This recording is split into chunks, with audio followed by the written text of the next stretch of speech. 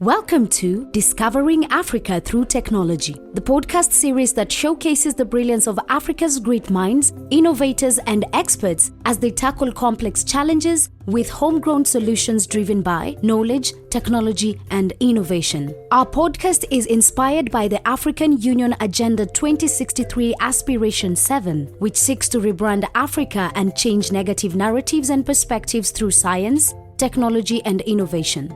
We believe that Africa has the power to solve its own development challenges and become a strong, united, resilient, peaceful, and influential global player and partner. Join us as we explore the transformative potential of technology in Africa with your host, Razia Kulatein Mwanga, and learn from the experts driving change on the African continent. And today we are privileged to have Kenneth Mubea, a data scientist who has a PhD in Geographical Information Systems from the University of Bonn, Germany. He's also the Capacity Development Lead at Digital Earth. Before coming to Digital Earth, he also worked as a Geographical Information System Technical Manager at Global Partnerships for Sustainable Development Data in Nairobi. He has also worked as a Capacity Development Lead for the Regional Center for Mapping Resources for Development in Kenya. And he has also been a lecturer at the Dedan Kimathi University of Technology, Nyeri, Kenya, and also a lecturer at Kenyatta University of Agriculture and Technology. And he has been teaching a master's degree in information systems and remote sensing. In our today's program, Kenneth will unpack unlocking the promise of tomorrow from the patterns of the past. So today we shall hear all about data. We shall hear about everything that data helps to unlock the promises of tomorrow and the challenges of tomorrow through current data. To start us off, Kenneth, can you just talk about yourself? Tell us about your journey. How did you become a data scientist? What are your passions? Thank you so much for inviting me to this particular program to share more about what Digital Africa does. And to get you started is that my journey as data scientist came when in the university, I was always thinking about one day I'll work for NASA. And that gave me the motivation to venture more. I was doing a degree in geomatics in Kenya. Then I did a master's, and then I went for my PhD in the University of Bonn in Germany, where even my professor that I met encouraged me to continue more to help the continent. And in that interactions, I've been able to work with different programs, such as at Regional Center for Mapping, working for a surveyor program, which was funded by USAID and NASA. And there I was able to have more connections, even at NASA, visiting even those satellites and those segments to actually see that the data we get from these platforms are here to help the continent to get more value in the spirit of the African Union, in the Africa we want. Thank you, Kenneth. So when you talk about data, can you tell us more about what are the opportunities of a data scientist, and what are the opportunities and the challenges of the profession, and what are some of your outstanding things that you've done that you're most proud of? The opportunities as data scientist are actually many. As I remember, I've been a lecturer at Dedan University, Dedan Kimathi University. I was given the challenge of designing a curriculum. I was able to work with different stakeholders to improve it, looking at what others are doing in the UK and Germany and the US. And I was able to impact the students with more materials, giving them the options that you can actually learn this, and actually you can even be self-employed. And some of them today, they are doing their own businesses. They are working with small-scale farmers. They're actually unpacking the data in different sectors.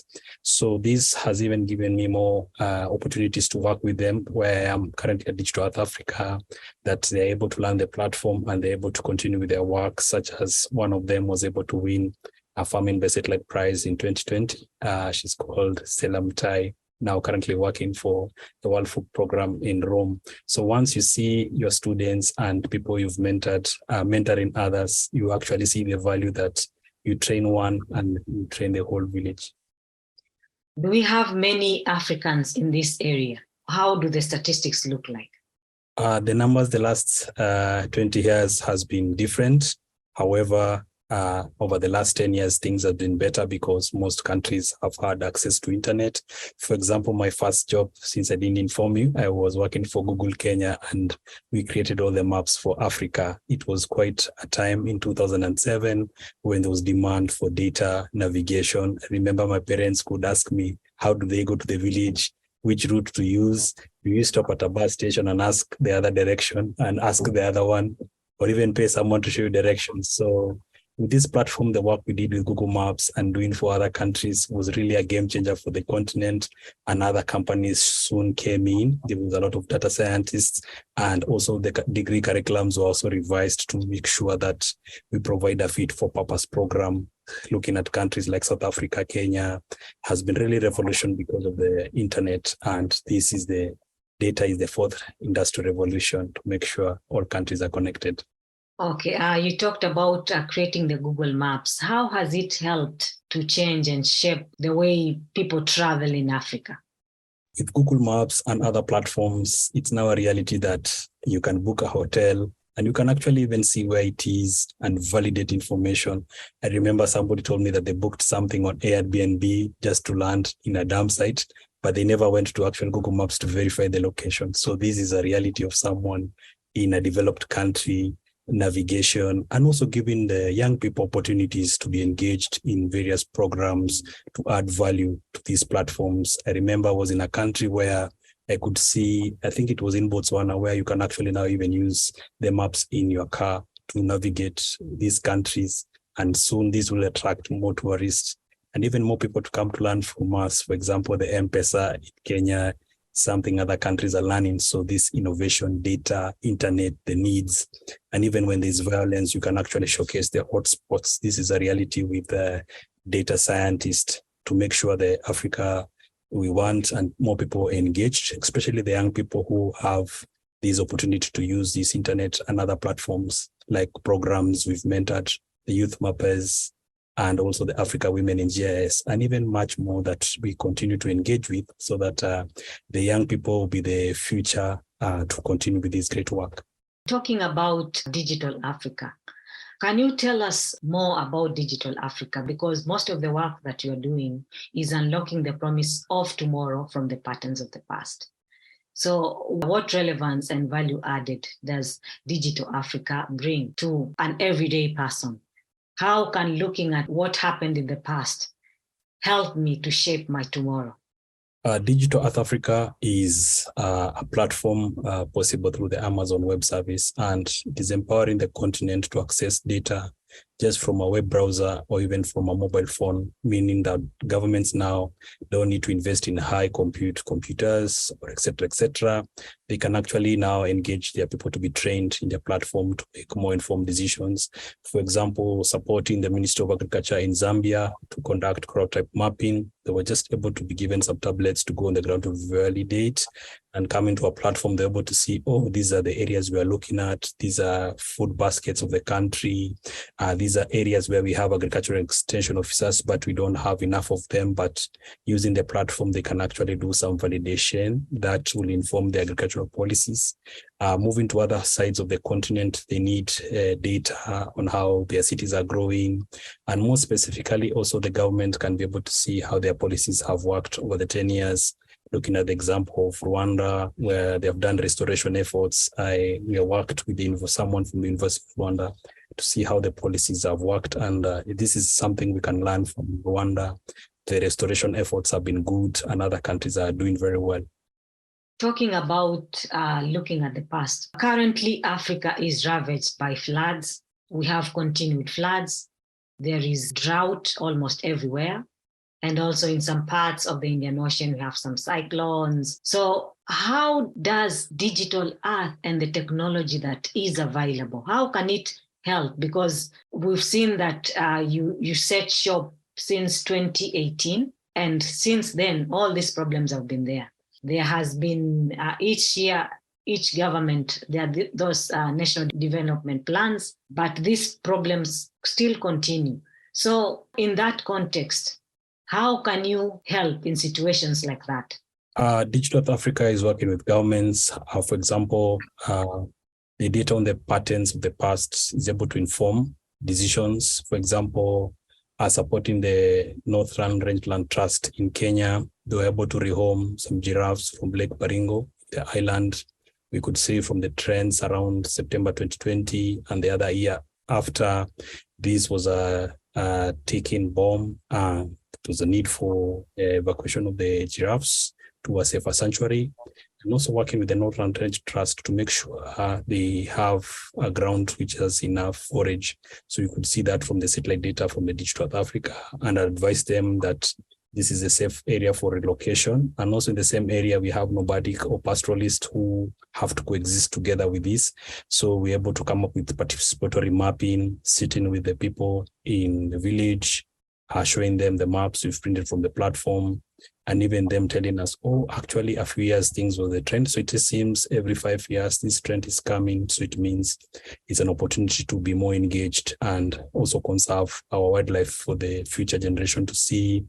Also supporting Zanzibar in mapping the mangroves and working with the youth mappers to do some validation and also awareness of the coastal communities who are more vulnerable to climate change.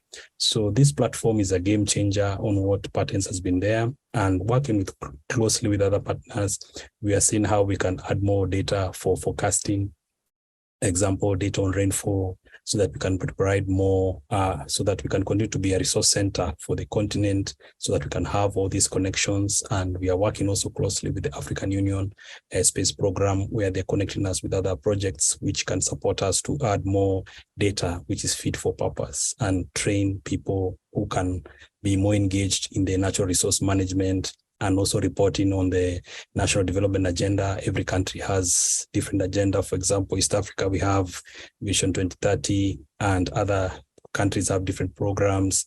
And also we have the Sustainable Development Goals, where we are all engaged, and also the African Union Agenda 2063. So you mean that looking at the data, for example, if I am a politician, let's say for Baringo, I can go to your platform and go and look at the historical data you have, which is 30 years. And it can tell me that over the 30 years, that the patterns of drought, this is how it has been. And can it also tell me, like 10 years to come, how will the situation look like? So for the policymakers, this is more of an informative tool. And because we are talking about county government level, we are talking about informing the policies, because they come in every 5 years and they're elected. So it means they'll work from this particular calendar year to improve their integrated plans. And even going further, we have a champion in one of the counties, like in Vihiga, who's called Dr. Wilbers or Chilo. Be able to use this Earth observation to show the value of working together with the citizens, and even be more engaged that he's the favorite candidate to be re-elected and given a chance to show and have an open government partnership, where the governments are more now open and use the platform to show where things are. Okay, so this data shows me what has happened in the past to help me plan for the future, but it doesn't tell me what will currently happen. Yes, that's potentially now, and we are trying to add more data sets that will add us more value to show the current scenarios.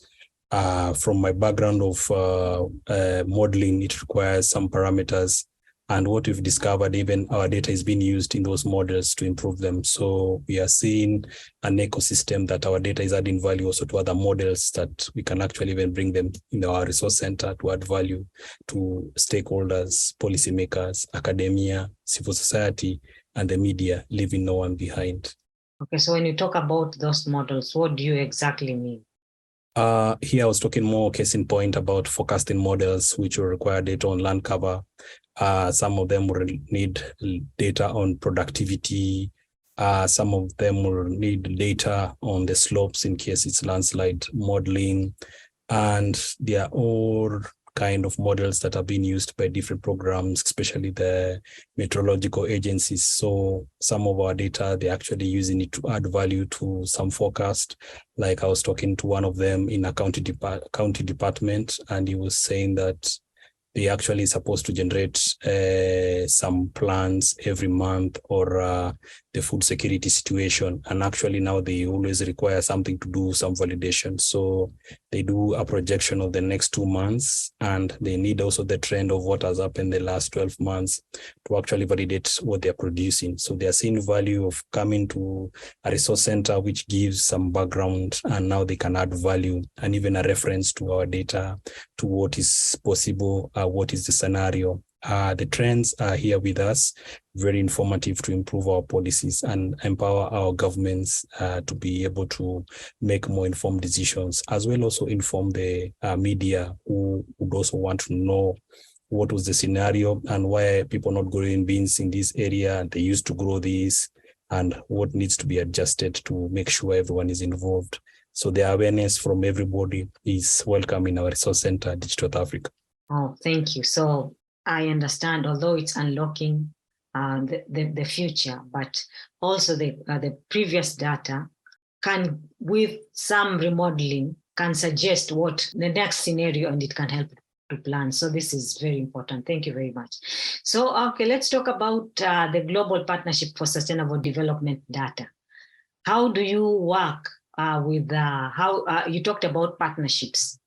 So how does these different partnerships help to amplify and bring in more stakeholders and bring in more scenarios to help in terms of making government decisions, in terms of health, climate, disease, and security? How does that work?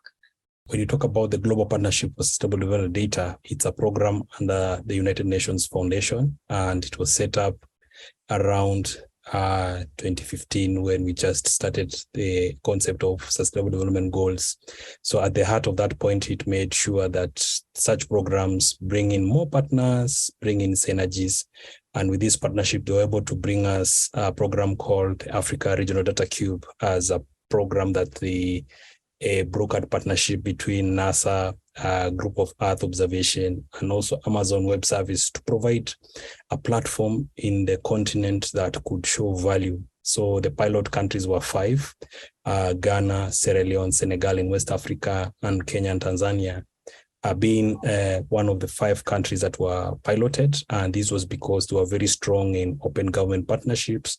Their governments were more engaged. They had focal points from the statistics offices, and they really needed something for their countries to show some kind of value.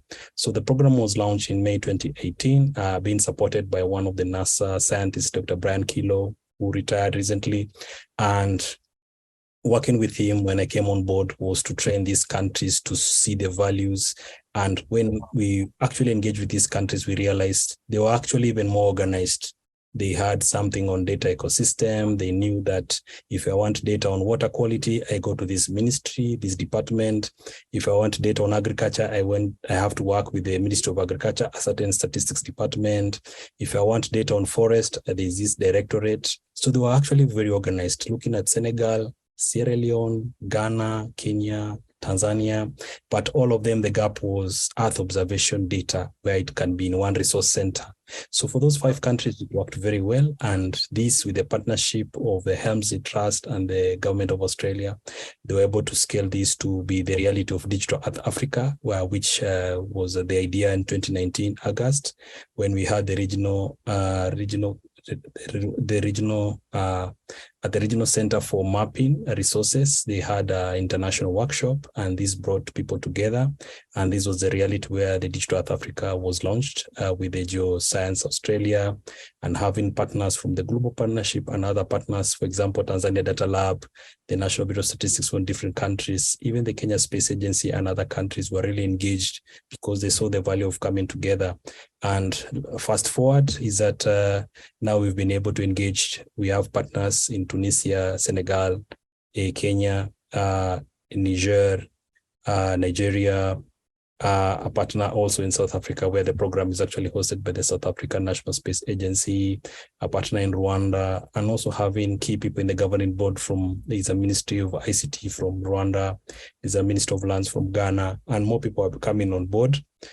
And the key partnership is that even today that they announced They'll continue with the phase 3 of the program in terms of funding because they've received extra funding from Helmsley Trust. It shows the funders are confident with the work which has been done by the program so that it can reach now all these countries in the Africa. And actually other people are asking us, why is it not possible for me in Israel or somewhere in Pakistan or India to use this data for their country? So it demonstrates that it has become something of value for even the world.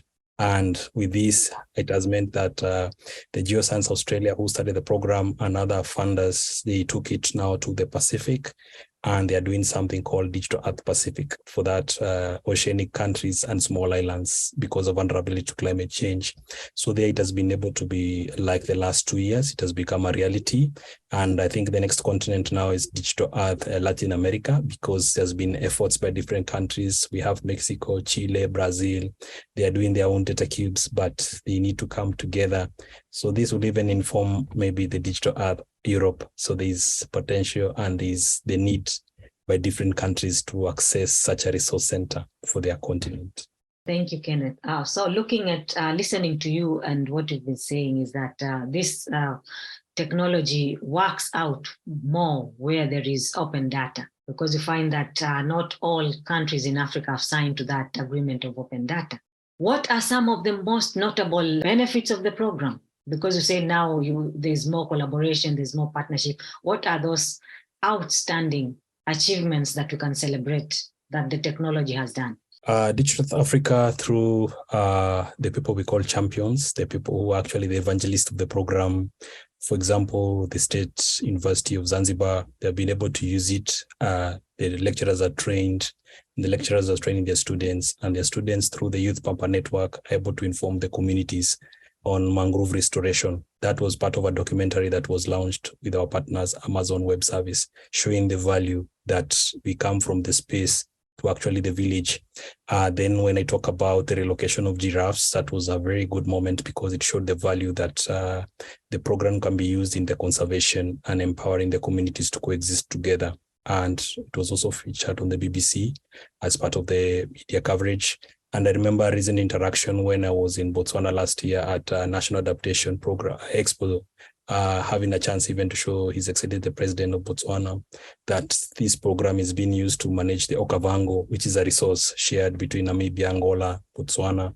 So it shows some countries are also, the President was more aware of such technology, and also was amazed that there are also some scientists in his own country that are actually doing some amazing work. So bringing that to the higher level of policymakers to actually showcasing the scientists and the champion and the young people in the continent who are actually part of the program, like the Youth Mapper Network, the African Women in GIS program, and other people even in the media and even in this program that will be more enlightened and will be able to contact us for more engagements and even for us to visit them in their different countries. Thank you. Okay, looking at the African Strategy for Science, Technology and Innovation, 2014 to 2024, it talks about basically promoting science, technology and innovation in Africa. So how does Digital Earth fit into the strategy and complement it? Digital Earth Africa program is a reality through the science and technology and innovation by the African Union, because it spells out the need for collaboration, fostering innovation, and this Digital Earth Africa is one of the biggest innovation in the continent, and also an opportunity for people to use the platform to engage in different sectors, young innovators like the youth mappers and even others in agriculture and food security, and also feeding into the strategy that the need for creating employment. Some of them are able now to use it to do their businesses, or even communicating to the media, like in this particular program, and also using the platform from the science and technology point to create more awareness to the continent, because there's need to engage more countries. And from Digital Africa, we've seen some of the barriers. One of them was the language, because all our programs were in English. Now we even have weekly sessions where we've changed from English to French to engage the Francophone.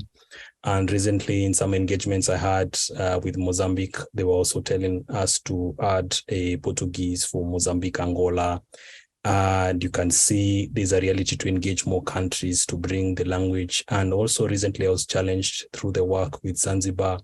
Why not have some of the sessions in Swahili so that we can be able to communicate with the community effectively? So our program is adjusting, and innovation means that we keep adjusting with the needs on the ground to provide a fit for purpose program. And one of our focal points in the governing board is a member from African Union Space Program, Dr. Chidian. He's part of our governing board, and he keeps giving us the direction to fit with his science policy to build capacity, fit for purpose programs, such sessions which are informing communities. And also we plan to do more joint activities so that we support the strategy much more, and even be involved in the next phase of the strategy. Thank you. So you also talked about an agricultural initiative where you worked with 6 countries, and also you talked about a partnership of 28 countries that you worked with in mapping the coastlines. Can you tell us a little bit more about the program and what value addition does it bring to this idea of using science, technology, and innovation to rebrand Africa and to solve African challenges using African solutions? Digital South Africa program was a reality at the beginning because there was the need for creating continental services. So the first service was something on water observation from space for the continent. The next product was creating cloud-free mosaics that you can access data for the whole continent. So there was also the other need of creating something on agriculture and food security. So the team worked closely with different partners in Africa in terms of co-development on a service which could show you what is cropland. And cropland could be something which also looks similar like a forest, but now this was more specific in cropping areas. And this service was very useful, for example, where we engaged at the Nane Nane show in Tanzania in August 2020, showcasing to the policymakers that, you have data on food productivity. We are looking at different regions in a different country. We can actually show so that if we engage the Minister of Finance, you'll actually see the value of investing more in the national statistics to add more value for the country. Moving from the crop productivity is that we recently received a project through the Australian Centre for International Agriculture to create a roadmap for engaging with small-scale farmers from the data that we have. So in that particular case, we worked with a team partner called Azereka based in Uganda, and their mandate is to focus on East and Central Africa. And in extension, we continue with that partnership with another program called CADESA, who serve the SADC region. This is the Southern Africa region, where it covers member states until South Africa. And in that engagement of this roadmap, we're able to engage with 5 or 6 countries, a few in East Africa and several in Southern Africa, Botswana and South Africa. And we're able to see the need for engaging with the National Agricultural Research Institutes, who are asking us, we are really long overdue. They've been looking for a resource center which brings this data together for them to be empowered. And some of them have been asking questions about crop yield estimation, irrigation areas like in Ethiopia. It was coming out strongly in the irrigation schemes like Kalamsa. I remember working in Uganda, they were telling us the interaction of water and agriculture, looking at areas where there's a food basket, there has to be water, and what has been the trends in the water. We could bring in the other service.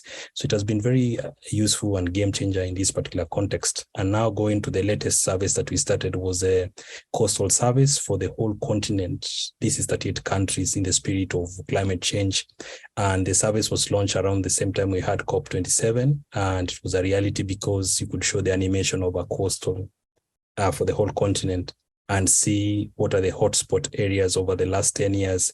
So we are looking at some hotspot areas which you've seen like in Nigeria, Namibia, and Mozambique, and now continue to work with those governments to engage with them and see how they can also improve their coastal integrated plans. And even recently, I was contacted by a journalist from South Africa who's working on documenting on how the shoreline for KwaZulu-Natal in Durban has changed. And he's telling me he's seen very useful insights. he was telling me he was looking for a resource center that he could actually see and visualize. And now he'll be able to put it in a communication piece to engage with the communities, because this particular area, which I've mentioned, KwaZulu-Natal in Durban, has been a hotspot whenever we have floods. So it means if journalists are more empowered to document this, then the communities will be more aware that, oh, this particular area is quite a hotspot.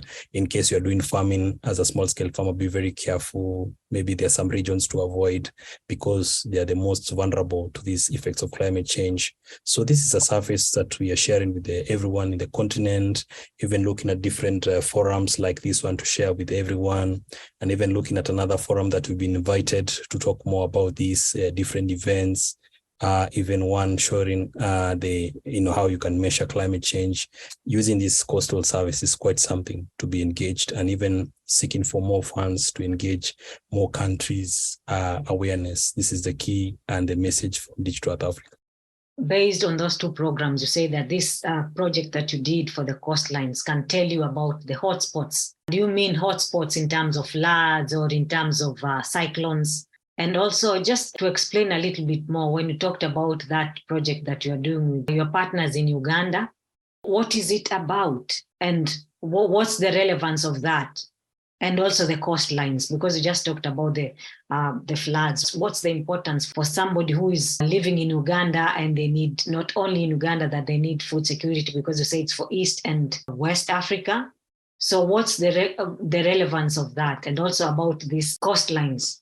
I think if I start with the coastlines, Digital Earth Africa saw the need that there's no such data for coastlines. And with our partner in Senegal, they were working on something for West Africa coastline plan. So we came in at the right time when partners were looking for a platform to actually start. And this work we borrowed from Digital Earth Australia because it's something that they already did for their continent and useful for the government. So we actually transferring the knowledge, the Globe South or South to South, and providing this coastline service has been something which is useful and different. It's a game changer in terms of climate change. So it shows areas which are vulnerable to floods, because the shoreline has changed over time. And also it shows you the rate of change at which the shoreline has moved, which can be something for someone who's buying a piece of land or someone who's planning to do a small scale farm around some of these coastal areas, because they are more fertile and close to the water. So these are the kind of people who are more vulnerable to the effects of climate change. And using this coastal service, we can see from the patterns, this is likely what is likely to happen, and create more awareness and build the capacity of the governments to come up with an integrated coastal plan, because this one will require all the stakeholders to be engage the fisheries, engage the different people, or even the Navy. So it's and the community as well, and also communicate such a plan in a language which can be understood by the people, but also the people require something they can actually visualize and get to see the sense of being involved. Then when we moved to the agricultural service, it was actually information for agriculture, food security and water. It's a program funded by Australian Centre for International Agriculture, and we are working with our partner called Azereka, based in Uganda, whom are 14 member states, and some of the countries are around Cameroon to Tanzania. And when you move from Tanzania southwards, Botswana, the partner is called CADESA, who are based in Botswana, serving the member states, Mozambique, Madagascar, South Africa, Lesotho, Eswatini, and Angola, and working together with these countries. So we started initially in 5 countries as a pilot to create a roadmap to engage with the small-scale farmer. So as our program is still space-based, so it means accessing the farmer is like space to village. So it means we also have to empower the National Agricultural Research Institutes, who are the member states of these programs. So like in Uganda, there's a National Agricultural Research program whom is working with farmers at different levels, and they have been looking for data for the whole country, which they can use to look at the crop productivity. And from that, they can also advise areas where they have water from the water program that we have, the water service, the water observation from space. And they can actually work together now with the communities to show them, and the farm organization to show them areas, livelihood, fertility, crop productivity, and even bringing more information on soil data. So moving forward and fast forward is that even recent engagements has been that we did the face-to-face workshops, and these partners have asked us to continue engagements. So what we've done is that we're organizing some virtual meetings every 2 weeks or every month to check in with them. And in this particular one, which we are planning for next month, I had someone from a farm organization in Botswana who's told me that she's picked that invitation, and she plans to invite farmers in a rural place in Botswana to actually join the program, because she was telling me they don't believe this, that you can use space to get more insights on the crop productivity. So it means now we are actually breaking the point from the roadmap that we are training the farm organizations, we are training the National Agricultural Research Institutions, but also we are bringing even the farmer organizations to be part of our program, to be able to understand why they use Earth observation from space through the platform Digital South Africa, and how they can get more insights for their country. Okay, thank you very much. So as we wrap this up, I know a lot of energy has been put and resources. So in your view, looking back at where you started and the ambitions you had for the program, and now you say that it's going to be scaled up. So what are the opportunities and the challenges in terms of the investment that has been made and the uptake of the knowledge that has been used? Do you think, where do you see us going? Is it working? Is it not working? How can we make it better? Digital South Africa has created a platform, one of its own data cube in the continent, in the first one ever, to make sure that countries can work together, collaboration in terms of natural resource management, and also them to be able to report on their national development agendas, and them to be empowered as well to look at how they are reporting on the sustainable development goals. Recently, we were training the government of Somalia for them, virtual training for them to be empowered, because it's a country which has been in civil war, and now they were looking for data sets from different times, like over 30 years, to help them in reporting. So we are actually empowering governments, empowering communities. We are also helping the African Union Agenda 2063, where it's a reality that bringing something which is fit for purpose for the continent, because there is co-development of what we do, the services. We have partners that I've mentioned, and we continue to add more countries to this partnership, like with the recent announcement that the program is in phase 3. It means there are more funds to engage more countries. It also means that it has more opportunities to work with more universities who are actually, some of them are using the program for their students, like in Zanzibar, Makerere University, and a recent engagement with a lecturer at University of Johannesburg. So we continue to engage more countries to be more involved in their research and development, and also more in training their people and opportunities in terms of innovation. There's an opportunity that the program now will continue up to 2026. And with more funds, it will actually continue to 2030 at the same time that we plan to address the Sustainable Development Goals. So it means now even the National Statistical Agencies are able to tap into the resource. We're also working with FAO to support the different indicators, like in land cover mapping in some pilot countries. FAO has seen the opportunity that they can use the platform for different countries, people to be trained. Then also the opportunities that we have many virtual sessions every week to connect everyone in the continent. A voice I've heard from someone from, like, over the last 3 years, I've connected at least with 20, 25 countries, but I still need to continue with more. So these sessions and even this program will help us to connect with more of you, and even through the African Union Commission, continue to engage more countries to bring more opportunities. One of the challenges has been just internet connectivity, but over time, the program has optimized the access to the platform. Like recently, I was talking to one of the youth mappers doing a project in a rural village in Sierra Leone, and now they're able to access the platform thanks to the internet connectivity, because as we move every year, there's improvements in our countries, and it's a reality that we can engage much, much more. So the opportunity is to join our hands together so that we can move further as a village, and using even this program to connect with more participants, more end users.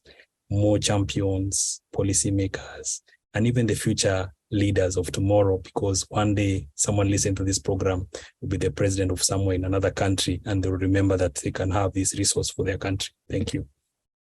We promised when we started this program, we promised people that we are bringing in an expert who will tell them, who will look at future data to solve future problems. So as we wrap up this program, what can you tell people listening to this program? That Africa is no longer the continent that was referred to, that we lack data or access capacity. We now have one of the biggest platforms like Digital Africa, where even people in other continents are envying to be part of. So it means there's something good in our continent. There's also something good in our continent because we have a lot of young people who are now more engaged and more enlightened. They're having access to data science courses in the universities. They are speaking more languages, English, French. They are more connected. And through platforms like Digital Africa, they're able to engage with other stakeholders in different countries to share experiences. As this program presents their challenges, but there are more opportunities to work together in the continent. Today you are empowered, today you have a mentor, and tomorrow you are someone's mentor. And the network will continue to grow courtesy of this program. And Africa is now a model for many countries to come and see the innovations are working. And also now we have our service provider, Amazon Web Service, now in Cape Town, South Africa. So it means there's potential in the continent, more programs are coming, there are more synergies. Through our governing board and technical advisory community, we are able now to work with more partners in the continent. We are growing our partnership. We are actually now in phase 3. So it means something is good. And even our funders, they are seeing the potential of the program. They are adding more investments.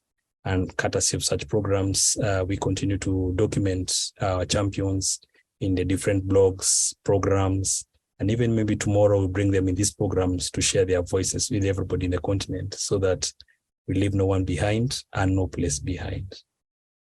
Thank you so much, Kenneth. This has been very informative, and indeed you have helped us to unlock the promises of tomorrow from the patterns of the past.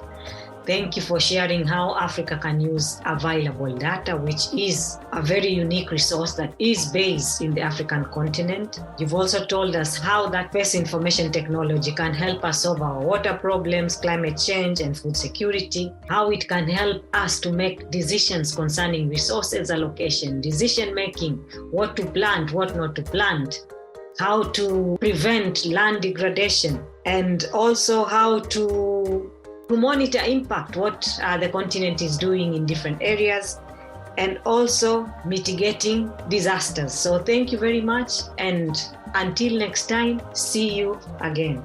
Thank you. This podcast has been produced through African Women in News Pitch Zone winners and funded by the African Union, and the contents of this program are the sole responsibility of the producer and do not necessarily reflect the views of African women in media and the African Union.